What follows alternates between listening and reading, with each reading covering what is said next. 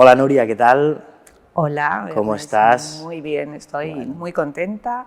Me ha gustado mucho ver todo lo que tenéis montado aquí.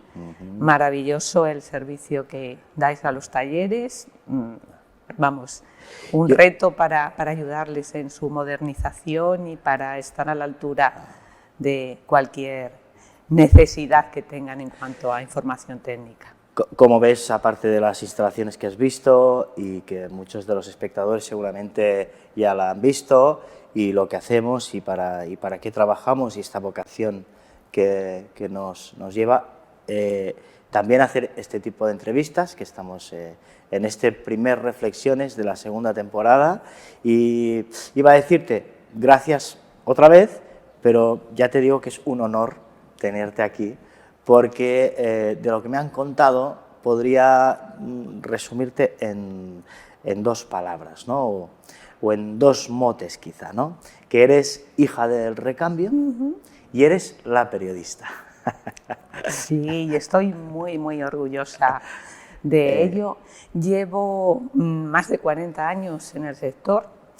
El sector me ha dado todo tipo de satisfacciones. Me siento muy contenta de haber dado todo lo que he podido, porque es verdad que, y lo sigo dando, y de haber recibido tanto. Claro. Soy mucho mejor desde que estoy en el sector. Fíjate un ejemplo, o sea, yo era una persona absolutamente tímida que me quedaba en el colegio con dudas porque me daba vergüenza levantar la mano. Y bueno, esto ha sido, ahora no tengo vergüenza, estoy tranquilísima, encantada con estos retos y muy ilusionada con el ratillo que vamos a pasar juntos. Con los años ya uno al final, las vergüenzas fuera, y el tirar para adelante, que es lo que también te define. Claro, pero ha sido la necesidad de hacer cosas bien para el sector la que me ha movido a mejorar también como persona. Tenemos constancia de ello. Como haces muchas cosas y has hecho muchas cosas, todas o casi todas, nuestro sector de la automación y de la postventa, actualmente estás en Conepa, Sí. en Asetra, en Conepa de Relaciones Institucionales. Sí, llevo las relaciones institucionales y la comunicación, y en Asetra pues hago un poquito más. Soy la secretaria general institucional, soy también la coordinadora de un equipo del que me siento súper orgullosa. Y bueno, eso es en esencia mi día a día, trabajar por los talleres, Y en dar este soporte. momento, Claro que sí. Claro por, que sí. por los talleres. Lo decía para remarcar un poquito actualmente la posición que tienes en estas dos asociaciones, si no me equivoco. Y bueno, pues ya hay una cosa que sí que sé que de alguna manera, de bien pequeñita, que es algo que ya hablando contigo ahora, ya se nota que tienes las cosas muy claras, siempre. Pero que ya de pequeñita tenías muy claro que querías ser periodista. Es que no he querido ser otra cosa. Otra cosa. No. Es verdad que, bueno, cuando eres pequeño piensas, no sé, quiero ser astronauta, quiero ser actriz de cine, que me gusta mucho el teatro y me gusta mucho la interpretación. Qué genial. Pero nunca he querido ser otra cosa que periodista.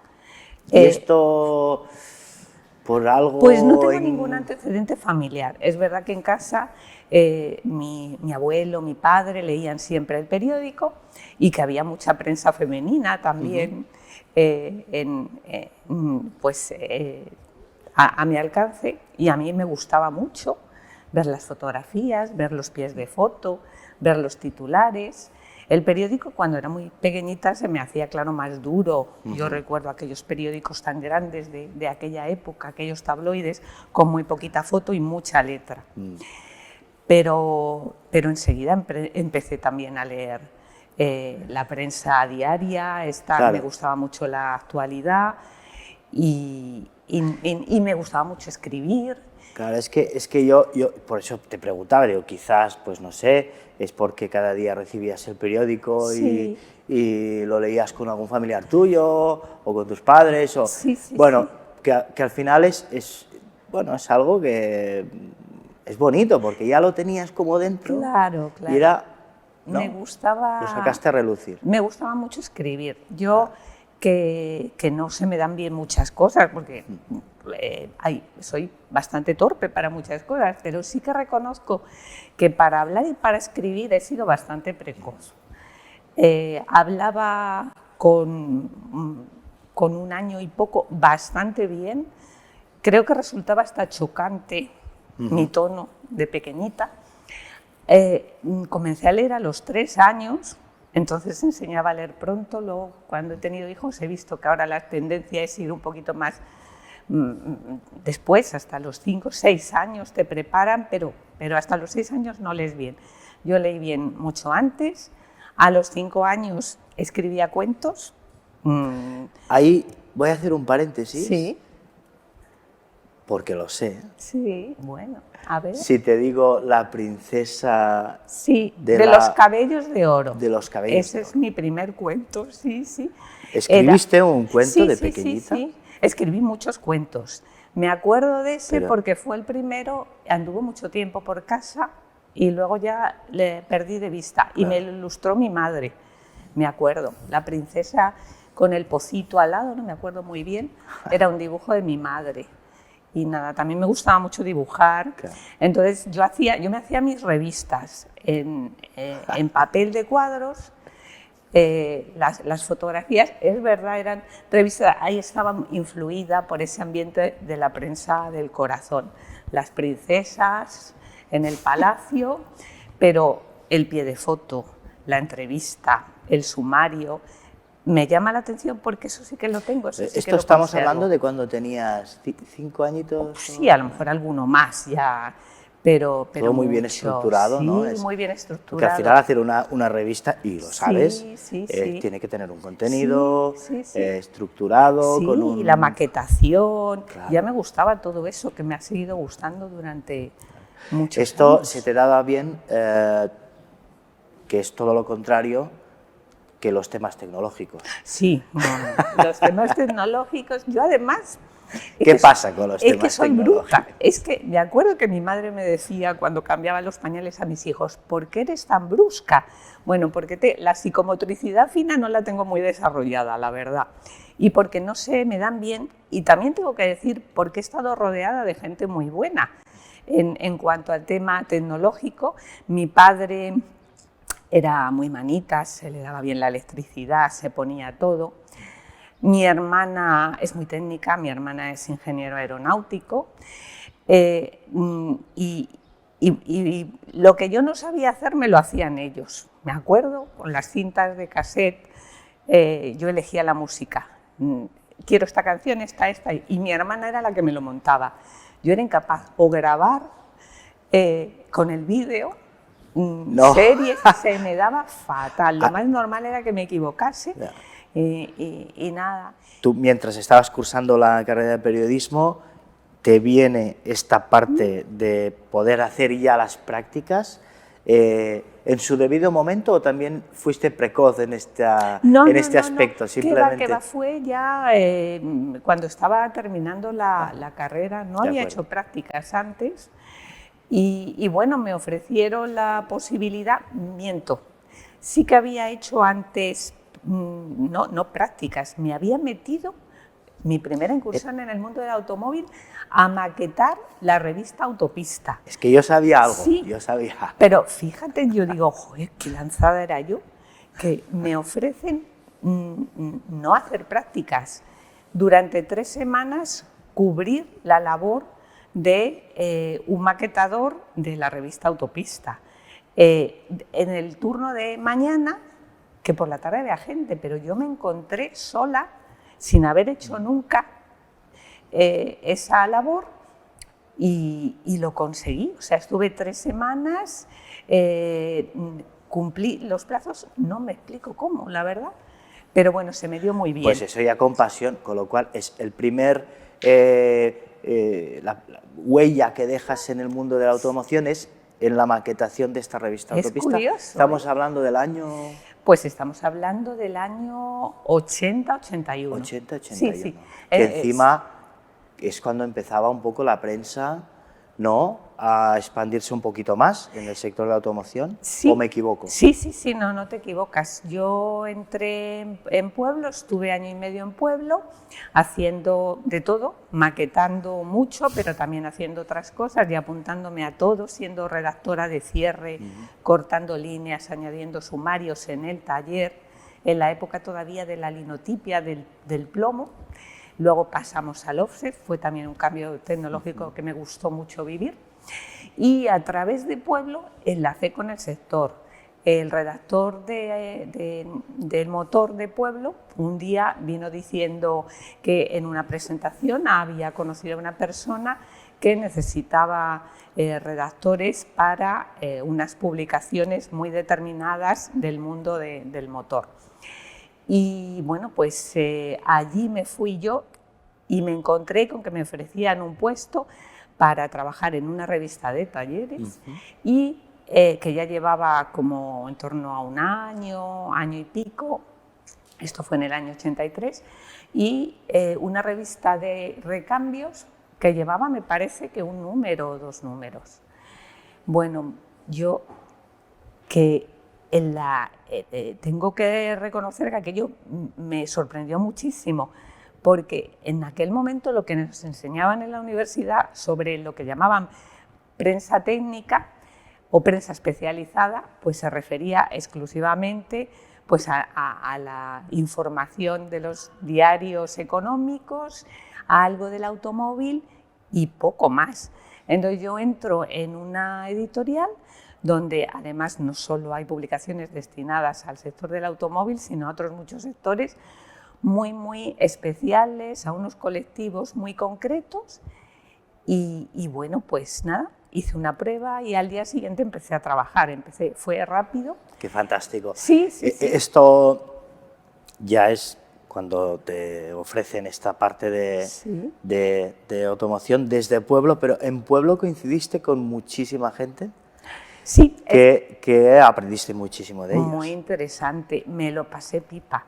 De hecho, como allí ganaba poquísimo, casi nada de dinero y además no sabía lo que iba a cobrar hasta el último día, si quedaba algo en la caja, y había meses que me decían, este mes no hay nada, bueno, pues yo para mis gastos y para mi vida me busqué un trabajo por la mañana en una revista especializada en vídeo. Era el momento del boom de los vídeos. Sí. Entonces yo por la mañana trabajaba allí, por la tarde trabajaba en el diario, los fines de semana también trabajaba en el diario, los domingos, porque Pueblo tenía edición el sábado por la mañana y luego ya pasaba el lunes, el domingo, el sábado descansaba, el domingo trabajaba muchas tardes para la edición del lunes.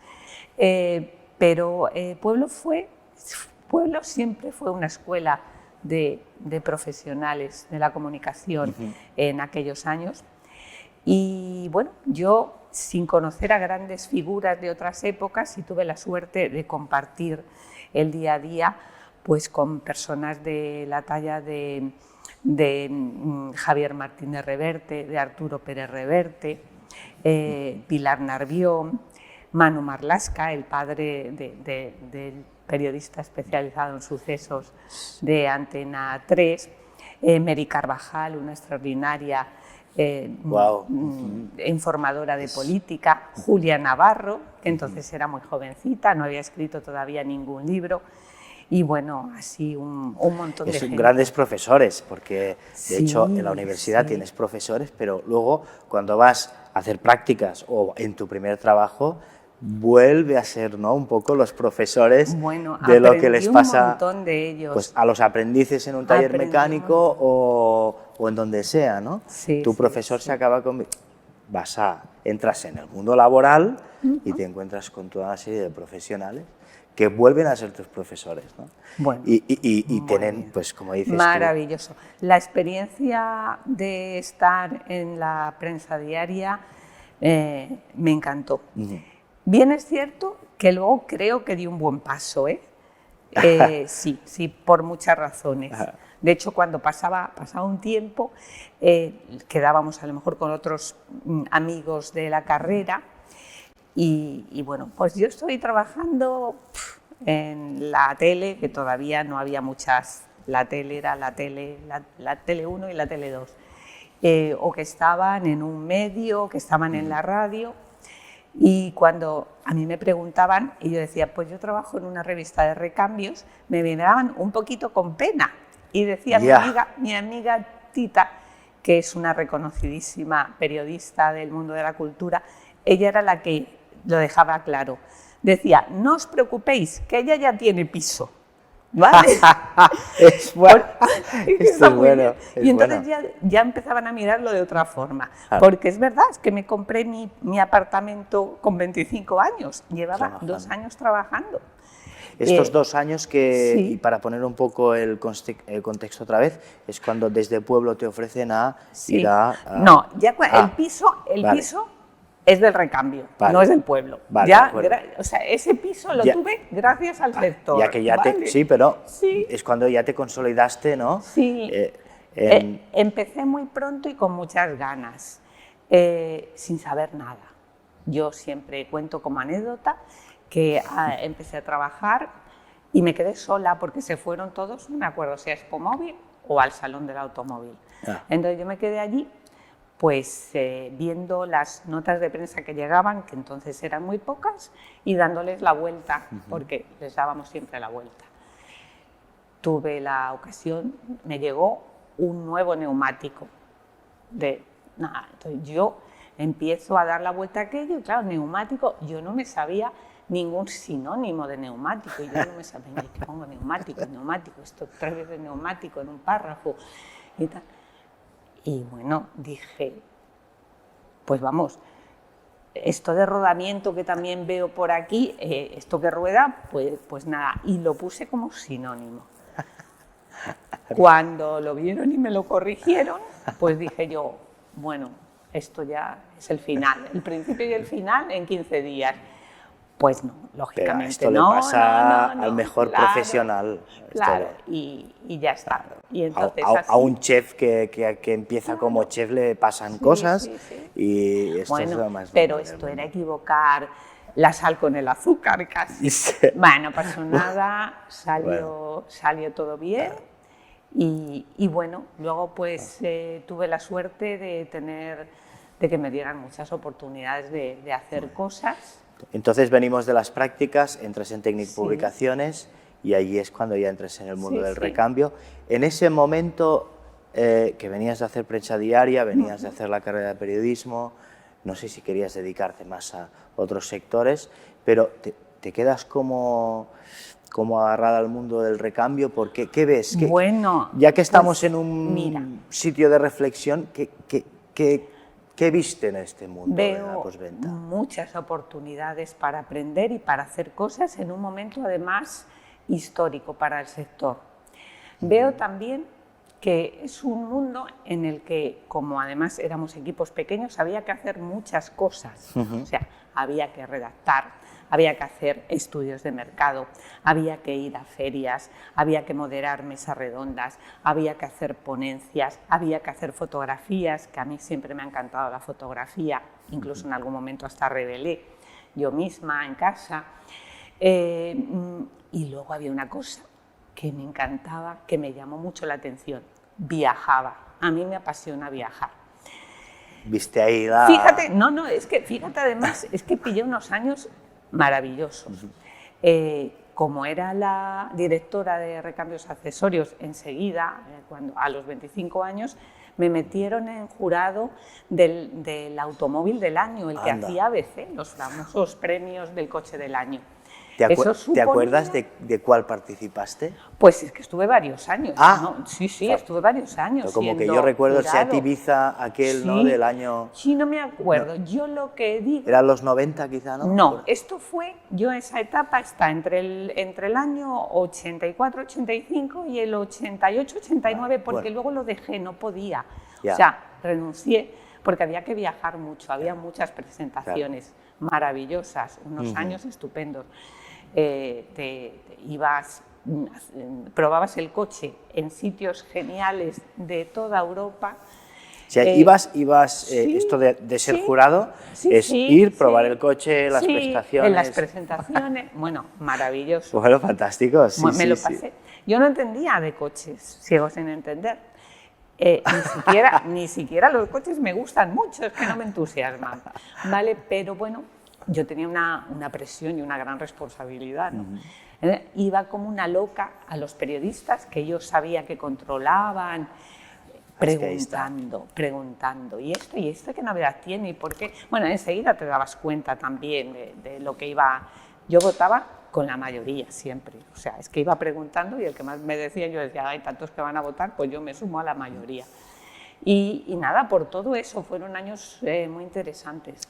Bueno, pues además otra de las posibilidades bonitas y buenas que nos dio el sector es que en ese momento que había tanta necesidad de contar cosas y de acercarnos a los talleres, nos inventamos dentro de la editorial los llamados encuentros cara a cara, que reunían en distintos lugares de España.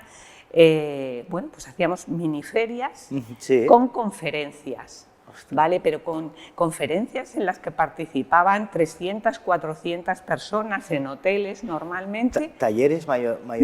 Sí, fundamentalmente talleres. Con sus experiencias, ¿no? Bueno, y llevábamos expertos, claro.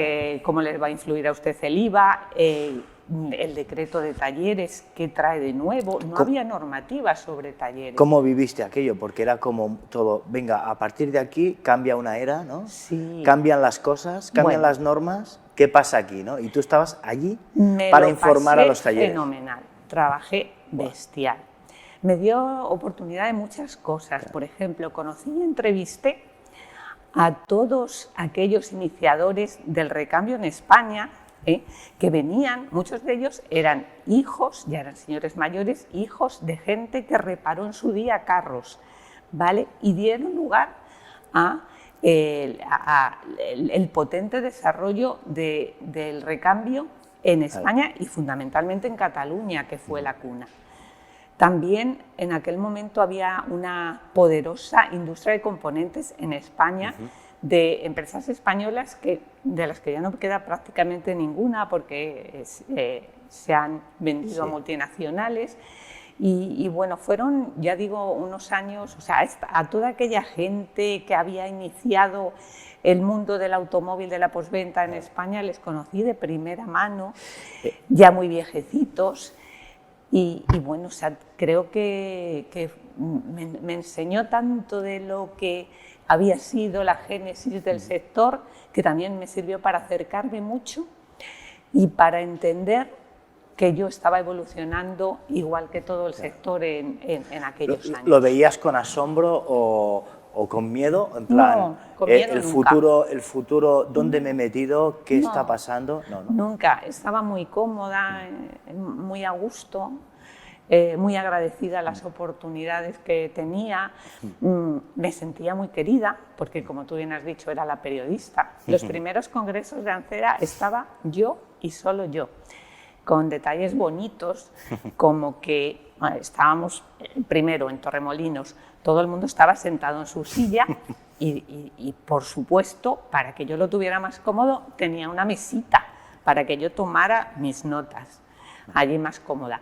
Cuando me levantaba a hacer fotos, porque también tenía que hacer las fotos, se paraban de hablar pensando que yo dejaba de tomar notas que me podían interesar. Y entonces posaban casi. Yo decía, no, que esto no es, que es todo muy encorsetado, seguid, no pasa nada, si yo me acuerdo. Y bueno, pues nada, súper querida.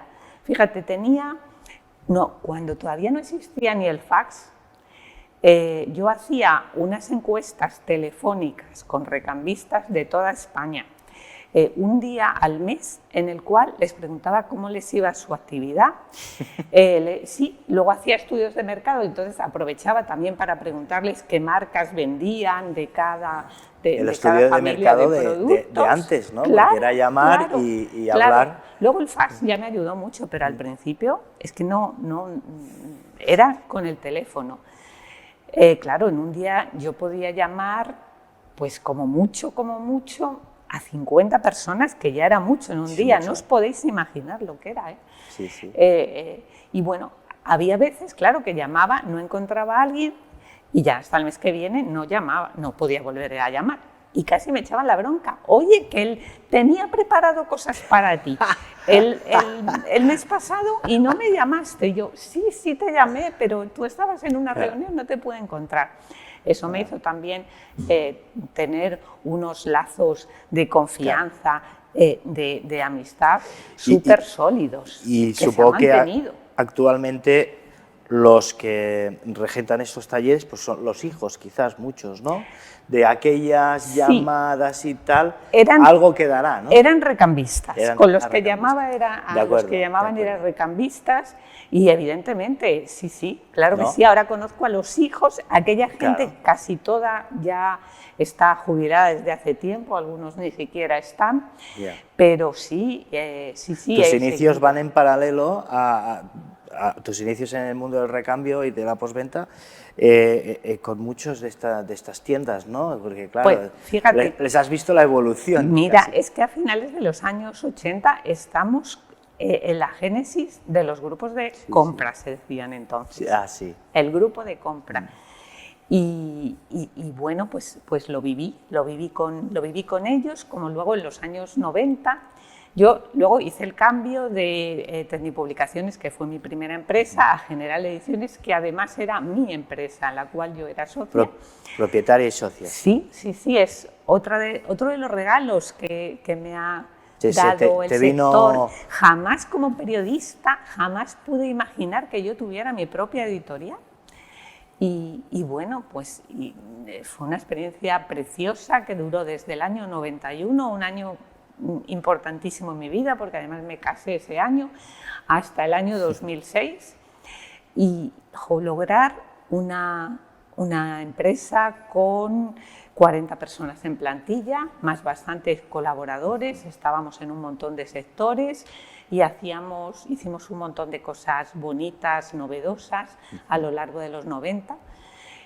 Donde ya también asistimos a la creación, los primeros pasos de las redes de talleres en España, donde hicimos una cosa preciosa de la que me siento súper orgullosa, que son los premios Calidad y Servicio, que iban pues dando importancia cada año a un aspecto diferente de la postventa. Hacíamos las marcas de recambios más valoradas, las marcas de equipamiento de taller más queridas por los talleres, haciendo encuestas ya bien hechas, ya no con teléfono, ya, ¿vale?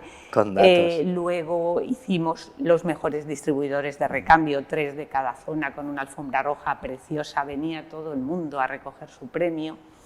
Hicimos los 50 talleres mejores de España, que fue multimarca, que fue un experimento fantástico. Tuvimos 450 candidaturas, luego el final lo hacía un jurado profesional con gente de asociaciones, pero nosotros dejamos los 100 candidatos, hubo que seleccionar de los 400 y pico a los 100 candidatos, y esos candidatos, luego ya el jurado lo tuvo más fácil y tuvo que sacar 50. Tengo talleres de esos que han sido y son amigos ya personales, gente que me decía, ha sido la recogida del premio en el Casino de Madrid, ha sido el día más importante de mi vida. Qué bonito. Sí, y bueno, hicimos también los personajes más influyentes de la postventa. Y nada, fue muy bonito. Y los estudios ya de mercado serios, con encuestas, ya no las hacíamos nosotros, nos las hacía una empresa estupenda que sigue, bueno, el Merco, que se llama ahora, los estudios de identidad corporativa en los que participo también, de toda España y de todos los sectores. Ya mi vinculación con el Merco ahora viene porque además no solamente hacía los estudios de mi sector, sino que era la controladora de todos los sectores en los que trabajábamos, hacía el análisis de control con el 25%, aquello también me enseñó mucho. Por eso digo, o sea, es que... Entonces, como levantarse y aprender... Solo he hecho aprender y aprender y absorber aprender, información. que es lo que más me gusta en la vida, aprender. Está muy bien esta parte solidaria de Nuria. Qué bonito, porque con todo lo que tienes y todo lo que haces y encuentras ese huequecito, la verdad es que muy bien. Yo Te lo agradezco, mira, te lo agradezco, Bueno, porque pues nada. las personas a veces somos muy tengo, debo, he de Ya. hacer, o sea que Sí, sí, la verdad es que se agradece. muy bien. Como estamos en un espacio de reflexión y llevas todo este bagaje encima, o sea, ¿qué reflexión sacas de lo que era antes en nuestro sector y cómo está evolucionando con las nuevas tecnologías y demás? ¿Cómo ves esto para el taller y para Nuria mismo? ¿Cómo lo siente? ¿Qué reflexión sacas de todo Mira, esto? yo creo que este es un sector con una capacidad de adaptación bestial. Me llama muchísimo la atención todo lo que ha evolucionado el mundo de la postventa y lo bien que en general se ha adaptado el sector. Cuando iniciamos General de Ediciones, me acuerdo que el folleto que lanzábamos era terrible, porque era, ¿sabe usted que 10.000 talleres, de los 40.000 talleres que hay en España, 10.000 van a cerrar con la evolución tecnológica de la electrónica? Que viví ese tema de la mecánica actual, la mecánica tradicional a la electrónica. Haga todo lo posible porque no sea el suyo, ¿vale? Por cierto, con esa campaña que la gente de marketing dijo, ¿pero cómo hicisteis esto? Yeah. Conseguimos muchísimas suscripciones, pero como 2.500 en 2 meses. Bueno, pues 40.000 talleres decíamos, que son prácticamente los que existen ahora mismo. 40.000 son, sí. 40.000 talleres. Sí, vale. Decimos unos pocos más. Hay una tendencia, ahora mismo, según el INE, dice que son unos 43.000. Antes decía, llegamos a decir 50.000, no sé, sabe muy bien el número de talleres, nunca lo hemos sabido exactamente, pero lo cierto es que la tendencia a la baja es muy pequeña. Pequeñita. Sí. Entonces, o sea, la gente se ha mantenido, ahora que es verdad que estamos en un momento de cambio enorme tecnológico y social, porque la sociedad tiene otros hábitos, quiere otras cosas, y además eso sí que no está en nuestro control. Lo de intentar reciclarnos como especialistas en la postventa, sí, porque afortunadamente tenemos herramientas y tenemos apoyos para hacerlo, pero cómo va a cambiar la sociedad no está en nuestras manos controlarlo. Entonces yo creo que es un sector de supervivientes. Es un sector que, a diferencia de lo que ha pasado en lo que es el taller, con la fabricación de componentes que se ha globalizado totalmente y con la distribución de recambios que se ha concentrado mucho en los últimos años, en el taller sigue siendo un francotirador, podría decir yo. O sea, va muy individual, los talleres siguen siendo muy pequeños, deberían crecer, es muy difícil poder adaptarse a los cambios sin crecimientos, con unas plantillas muy chiquititas, donde el gerente, además de ser buen técnico, tiene que ser un experto en medio ambiente, en consumo, en industria, tiene que ir a formación. Eso es imposible, ¿no? Pero lo hacen. Y yo tengo la duda de que dentro de 10 años si va a seguir siendo lo mismo, porque yo llevo esperando este cambio 40 años y en realidad el cambio, la estructura ha variado poco y con esas estructuras tan mínimas han sabido buscarse el hueco y ir hacia adelante. ¿Vale? Evidentemente ha cambiado las cosas porque las redes de talleres y todo el soporte que dan los distribuidores es fantástico.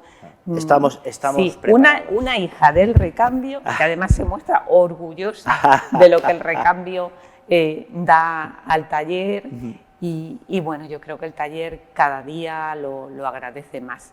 sin la Cierto. distribución de recambios que tenemos en España, la estructura de los talleres hasta ahora, no se hubiera podido mantener. Yo creo que en gran parte los talleres viven por sus somos un proveedores. país que económicamente vive mucho del sector de la mecánica. Somos un país de los más preparados a nivel de talleres, ya sean independientes, concesionarios y demás, respecto a otros, sin contar extensiones pues en mira, territorio. yo conozco este mercado. Ahora los mercados de fuera los conozco mucho menos. Ahora, hace unos años siempre se ha dicho que estaban un poquito mejor preparados. Pero yo no lo sé. Yo cuando he asistido a congresos de talleres de otros lugares de Europa, fundamentalmente de Francia, tampoco he visto diferencias significativas. Sí, que son más grandes, y eso cambia mucho las cosas. Claro, claro. Eso cambia mucho.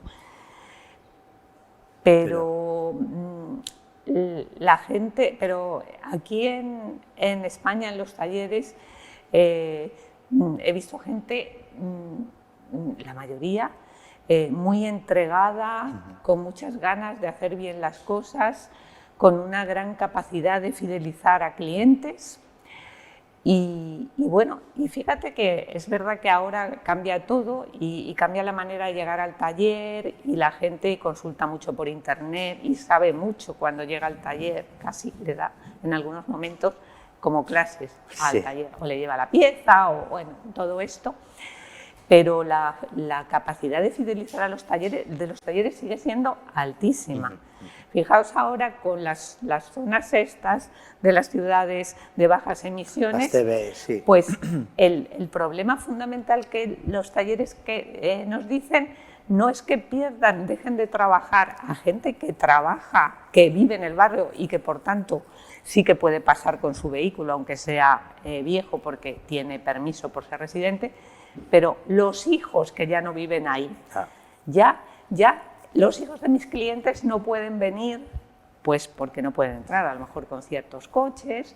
Entonces es esa capacidad de ir pasando de padres a hijos y el boca a boca, sigue siendo, aunque por supuesto va creciendo otras maneras de contactar por internet, maravillosa herramienta también, uno de los flechazos de mi vida.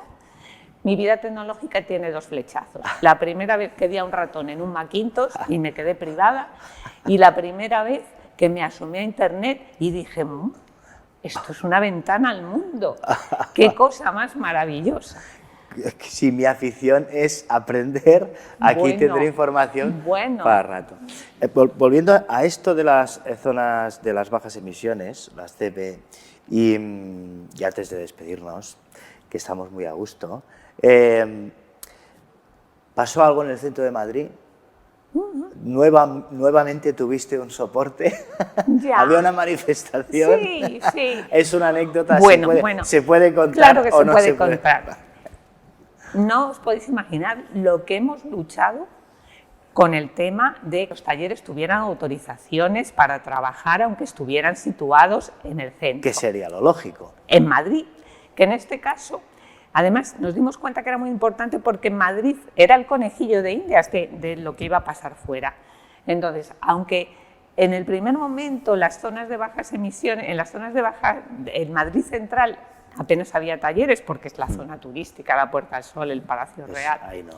Vale, pero sí que tuvimos claro que ahí nos teníamos que implicar a fondo. En Madrid hemos llevado el tema de los talleres a pleno del Ayuntamiento de Madrid, o sea, se ha hablado de los talleres. Ahí llega a la conclusión de que no teníamos apoyos. Lo tengo grabado, cuando un taller me dice esto, ¿qué se puede hacer? Digo, pues ¿qué se puede hacer con los políticos pensando que somos sucios y feos? No sé qué podemos hacer. Lo llevamos, lo perdimos. Dijeron que ordenanza de movilidad, que ya habíamos tenido unos años con moratorias, conseguimos moratorias para los talleres, igual que las tienen los parking o los hoteles, ¿vale? Claro. Conseguimos Sí. durante años, pero llegó un momento que nada. Total que bueno, pues ya, bueno, vamos a manifestarnos, nos tenemos que manifestar. Digo, vale, pues nada, nos manifestamos y nos manifestamos. Me manifesté yo, 2 talleres más, mi marido que me acompañaba y poca más gente. Es verdad que había otra gente de otros sectores y éramos más. Pero quiero decir que creo que lo hemos hecho y vamos a seguir haciendo todo lo posible Claro. para garantizar que nuestra gente pueda seguir trabajando, que menos. Y nada, y fue muy divertido lo de la manifestación. Sí, sí, yo que no suelo ir a manifestaciones, ¿por qué? Pues porque yo creo que me siento, cuando veo mucha gente, no me gustan las aglomeraciones, pues allí yo con la pancarta. Esto refleja muy bien cómo eres, que estás allí siempre, que estás al pie del cañón y que has estado todos estos años. Y te agradezco en nombre de todo el equipo de que hayas asistido aquí, te hayas abierto, hayas contado lo que nos has contado. Hemos pasado un buen ratito. Uy, yo me lo he pasado. Pues yo espero verte muy pronto, con lo cual he dicho antes, hemos empezado una nueva temporada de estos episodios de reflexiones y también gracias por tu parte solidaria. Esto nos ha marcado Sí. muy positivamente. Déjame que diga una cosita más. Por favor. ¿Vale? Por favor. Porque, bueno, sobre el tema también de la vida familiar, de la conciliación, yo tuve la suerte de nacer en una familia donde jamás mi hermana y yo, que no teníamos hermanos, jamás nunca pensamos que ser mujeres nos iba a condicionar para tomar nuestras decisiones. O sea, nosotros no nos hemos sentido mujeres libres, nos hemos sentido personas libres, ¿vale? Eso creo que es una base estupenda.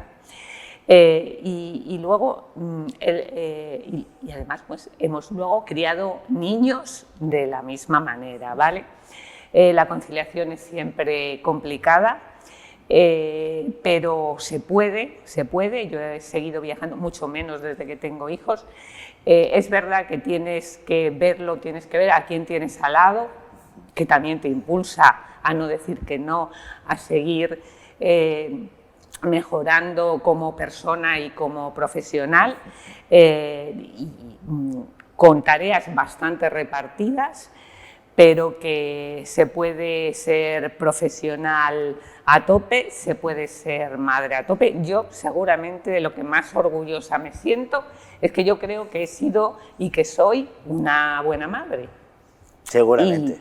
Y nada, entonces, bueno, me gustaría también que quedase claro esa faceta y bueno, el respeto de mis hijos a mi trabajo.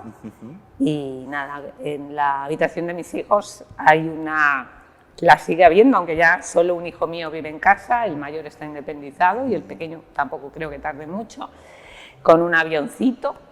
Y mis hijos cuando eran pequeños llegaban a la habitación y hacían Barcelona, decían, porque cada vez que yo faltaba siempre decían, se ha ido en avión a Barcelona. O sea, qué guay. Y bueno, lo han entendido. Sí. En ningún momento han echado en falta a su madre para ninguna cosa importante, lo cual también he agradecido siempre a las empresas que he trabajado, ¿vale? Que yo trabajaba 1000 horas, pero que si había que ir a una actuación de mi niño en el colegio, ahí estaba, y a una escuadra de padres, ahí estaba, aunque supusiera no comer ese día, y bueno, pero que todo se puede con buena voluntad. Seguro que sí, y hay que estar, has estado, y estoy segurísimo que estarás. Muy bien, muchas gracias, ha sido un placer. Igualmente.